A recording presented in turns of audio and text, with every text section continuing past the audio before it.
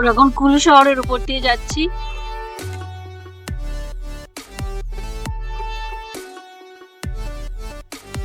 খাওয়া দাওয়ার পর আমাদের যাত্রা শুরু হয়েছে। এখান থেকে 1 ঘন্টা দেখাচ্ছে মানালি।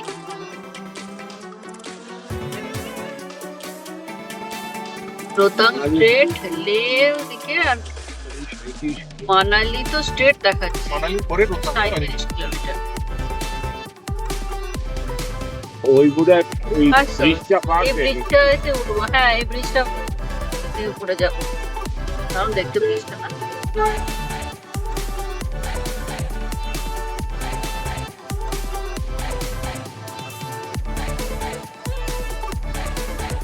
সামনে বরফের পাহাড় দেখতে? হ্যাঁ, সামনে বরফের পাহাড় দেখা যাচ্ছে। ঠিক ঠিক, এইটাই আমি তখন দেখেছিলাম।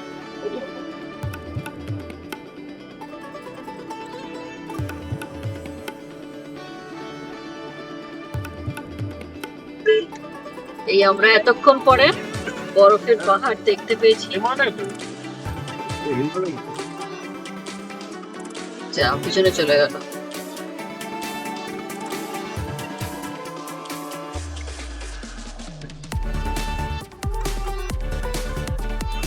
এইটাই বরফের পাহাড়।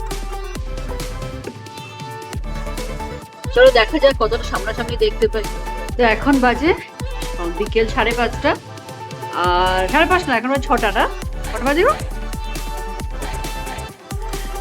তো এখন বাজে 6টা, আর আমরা বেরোচ্ছি। তো এখন আমরা ম্যাল রোডে যাচ্ছি। আমি, বাবা, মা, শুভ। -5 ডিগ্রি এখন এখানকার টেম্পারেচার। ভয়ঙ্কর ঠান্ডা লাগছে।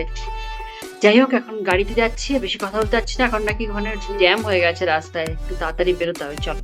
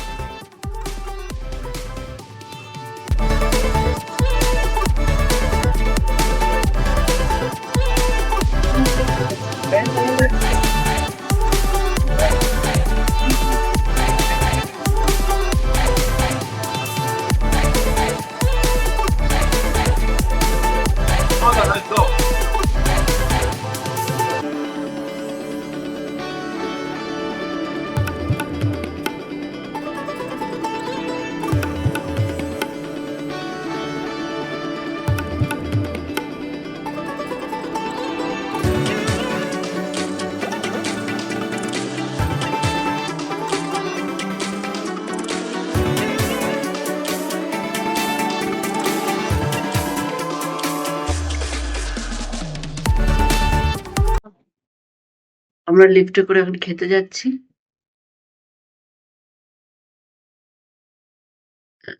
পাহাড় হারিয়ে যাচ্ছে, তাহলে এসে গেছি। এরাই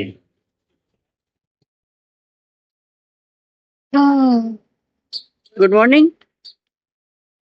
আজকে 26 তারিখ ডিসেম্বরের, আর সকালবেলা আমরা এখন লিফটে করে নিচে নামলাম হোটেলে ব্রেকফাস্ট করতে।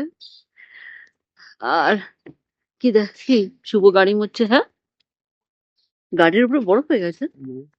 দেখি দাঁড়া, এই দেখো, ছিটছিট বরফ হয়েছে গাড়ির উপরে। উঠছে না কেন বরফটা? একটু ঘষতে হবে। হ্যাঁ,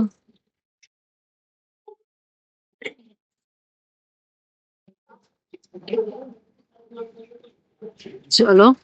আমরা এই আমাদের হোটেল, কালকে দেখানো হয়নি ঢোকানোর সময়। এই চলো চলো, খিদে পেয়েছে গো। তুমি এসো, একসাথেই যাবো।